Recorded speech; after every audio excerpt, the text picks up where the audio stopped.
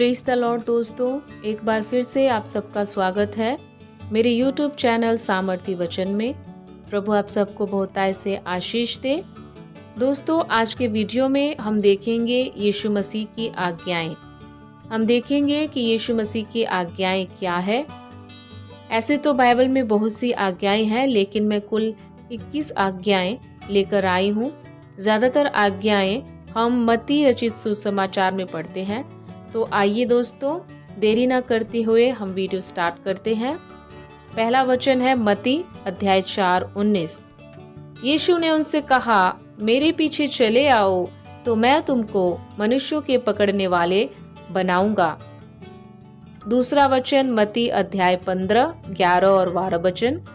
धन्य हो तुम जब मनुष्य मेरे कारण तुम्हारी निंदा करे और सताए और झूठ बोल बोलकर तुम्हारे विरोध में सब प्रकार की बुरी बातें कहे।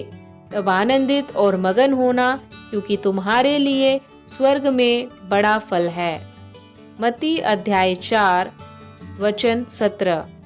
मन फिराओ, क्योंकि स्वर्ग का राज्य निकट आया है।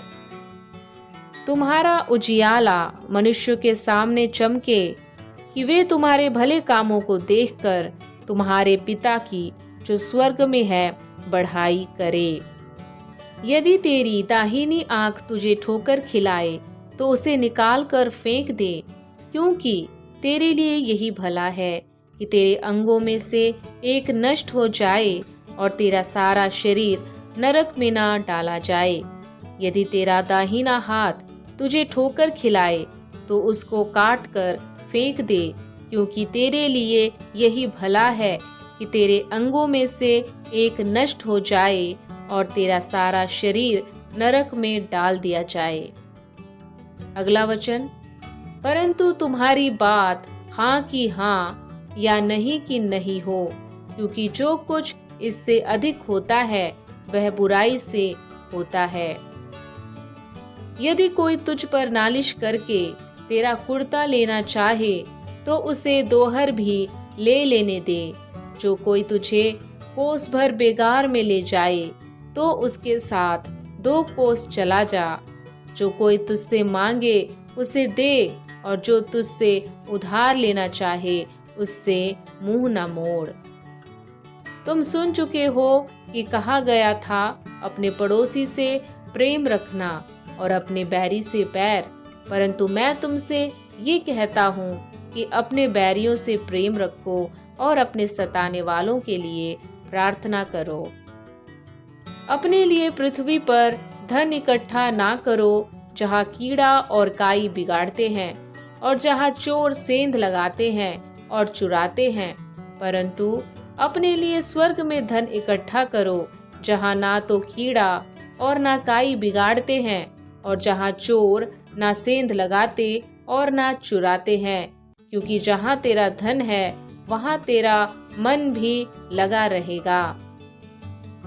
कल की चिंता ना करो, क्योंकि कल का दिन अपनी चिंता आप कर लेगा। आज के लिए आज ही का दुख बहुत है।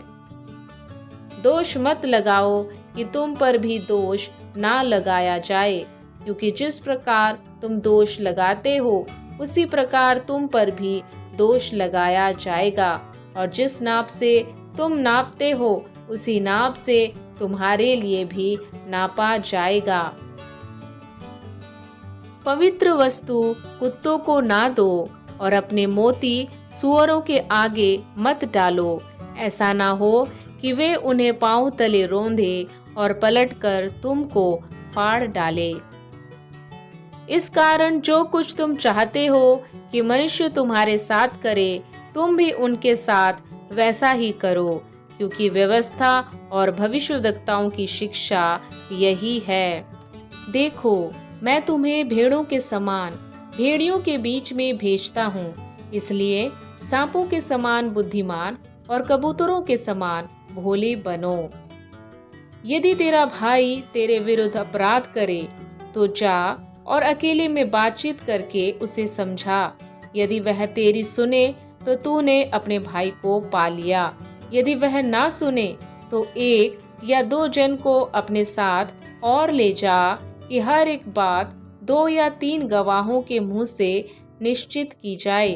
यदि वह उनकी भी न माने तो कलीसिया से कह दे, परंतु यदि वह कलीसिया की भी ना माने तो तू उसे अन्य जाति और महसूल लेने वाले जैसे जान। पतरस ने यीशु से कहा, हे प्रभु, यदि मेरा भाई अपराध करता रहे तो मैं कितनी बार उसे क्षमा करूं? क्या 7 बार तक? यीशु ने उससे कहा, मैं तुझसे ये नहीं कहता कि 7 बार तक, वरन 7 बार के 70 गुने तक। तू परमेश्वर अपने प्रभु से अपने सारे मन और अपने सारे प्राण और अपनी सारी बुद्धि के साथ प्रेम रख। बड़ी और मुख्य आज्ञा तो यही है। इसलिए जागते रहो, क्योंकि तुम नहीं जानते कि तुम्हारा प्रभु किस दिन आएगा। परंतु ये जान लो कि यदि घर का स्वामी जानता होता कि चोर किस पहर आएगा तो जागता रहता और अपने घर में सेंध लगने ना देता। इसलिए तुम भी तैयार रहो, क्योंकि जिस घड़ी के विषय में तुम सोचते भी नहीं हो, उसी घड़ी मनुष्य का पुत्र आ जाएगा। चौकस रहो और हर प्रकार के लाभ से अपने आप को बचाए रखो, क्योंकि किसी का जीवन उसकी संपत्ति की बहुतायत से नहीं होता। उसने सबसे कहा, यदि कोई मेरे पीछे आना चाहे तो अपने आप से इनकार करे और प्रतिदिन अपना क्रूस उठाए हुए मेरे पीछे हो ले। क्योंकि जो कोई अपना प्राण बचाना चाहेगा वह उसे खोएगा, परंतु जो कोई मेरे लिए अपना प्राण खोएगा वही उसे बचाएगा। तब उसने अपने नेवता देने वाले से भी कहा, जब तू दिन का या रात का भोज करे तो अपने मित्रों या भाइयों या कुटुंबियों या धनवान पड़ोसियों को ना बुला। कहीं ऐसा ना हो कि वे तुझे नेवता दें और तेरा बदला हो जाए। परंतु जब तू भोज करे तो कंगालों, टुंडों, लंगड़ों और अंधों को बुला। तब तू धन्य होगा, क्योंकि उनके पास तुझे बदला देने को कुछ नहीं, परंतु तुझे धर्मियों के जी उठने पर इसका प्रतिफल मिलेगा। प्रभु इन वाक्यों द्वारा आप सबको आशीष दे। आमीन।